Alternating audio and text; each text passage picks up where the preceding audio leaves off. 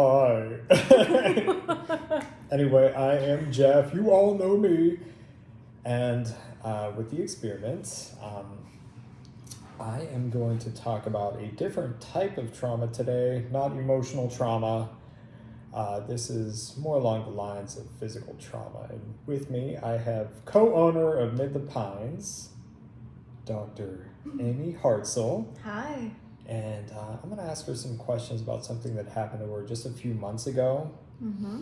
And it was pretty life-changing, pretty rough, but also a very inspirational story. Yes. And so tell me a little bit about you, Dr. Amy. Other than being the co-owner of Mid the Pines, what do you do for fun? What do you do for work? I am a professor by trade, so I have the joy and pleasure of teaching young minds and transforming them through education. Yes. What do you Yes. educate them on? Computers, so Nice. Information systems, communications, and English. Yes. Awesome. Yes. How do you like it so far? I love it. I love it. Awesome. I love what I do. Yes. Yes. I get to make a difference every day. Mm-hmm. And that's the most important part. Now, what do you do for Mid the Pines? What do we do for Mid the Pines? So we source vintage and antique items to connect people with nostalgic memories. So anything that's older than 20 years old, we're collecting and hoping that we can connect those items with people that so they can make that meaningful connection. Nice. Awesome. Yes. And I sell through Etsy and eBay. Mm-hmm. Mm-hmm. So when did you start Mid the Pines? When did you start? 2020. Mm-hmm. And it was fortuitous because during the pandemic, my company at the time, which was a corporation, had furloughed everyone part-time. So everyone in the company was working part-time. Mm-hmm. And my mom, one day, had ventured over to my house and she brought over this antique vase, which was my grandmother's, and told me the story behind it. And she said, wouldn't it be fun? Wouldn't it be fun if we went out and found other things that were older and maybe someone could connect with those types of things from their own childhood? And so it started. It was right then and there it started. We thought, let's go to an estate sale. We had never been to an estate sale. Mm-hmm. And we collected a few things and then we thought, well, okay, we need to sell them. And then we found Etsy.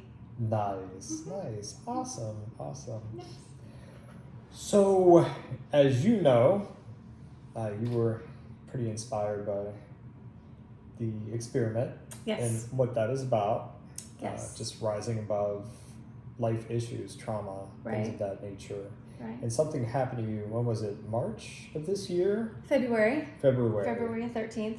And you were diagnosed with breast Breast cancer, right? Mm-hmm. My So- second cancer. Mhm. So I had thyroid cancer in 2009. Mhm. And then I went in for a routine checkup, my routine mammogram. Right. And they discovered something. And that led to my diagnosis of breast cancer. And then, what were your thoughts when you were diagnosed with breast cancer? Were you scared? Were you like, holy shit, I'm gonna die? Yes, definitely those moments. So there's history in my family on my mother's side and my father's side. And I've had routine mammograms for about 8 years. And Mhm. it was unexpected. But of course, I had those thoughts. I was tested for the BRCA gene to see if it was hereditary. Mhm. And then with biopsies and MRIs, they were able to determine it was isolated. And so then a lumpectomy was the route I was able to go, plus radiation.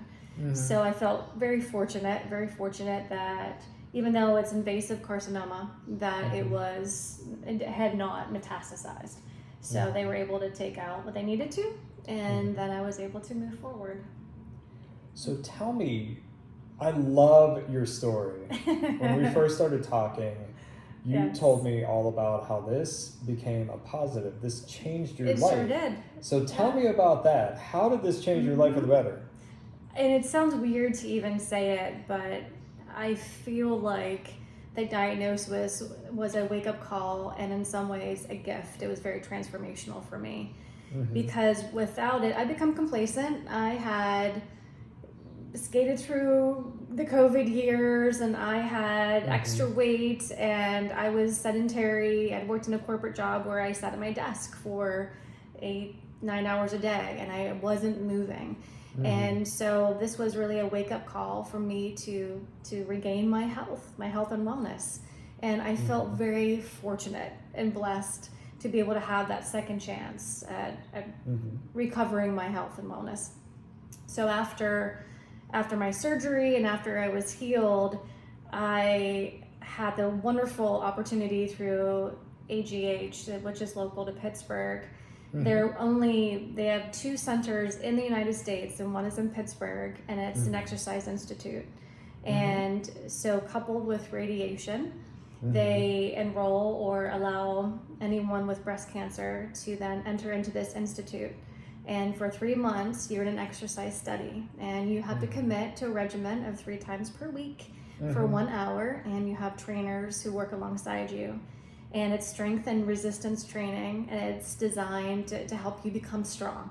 And I become strong, and it really has. I coined this summer the summer of Amy, because it's really been such an awakening, and Mhm. I've had just so many fortunate opportunities to become healthier, and I am so grateful. Nice, Mhm. nice, nice. Now, what do you see in the future from this point going forward? When you're done with this program, what are your plans to Mhm. continue? Commitment, definitely.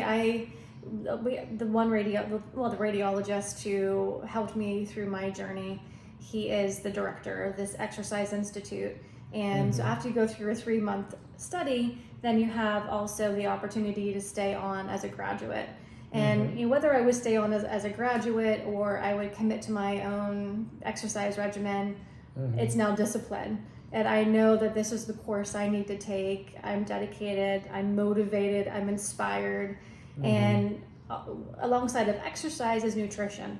And that's something that they also offer within the study that we're doing, is that every other Friday there's a 1 hour session for nutrition. And so I've Mhm. learned so much as far as the types of foods to consume that will be fuel and nourishing, Right, and right. not add or feed into possible cancer reoccurrences. And just Mhm. for everyday maintenance, right? You Mhm. want to be able to sustain a lifestyle that is good and healthy. And so Mhm. I feel that I am equipped now to be able to do so.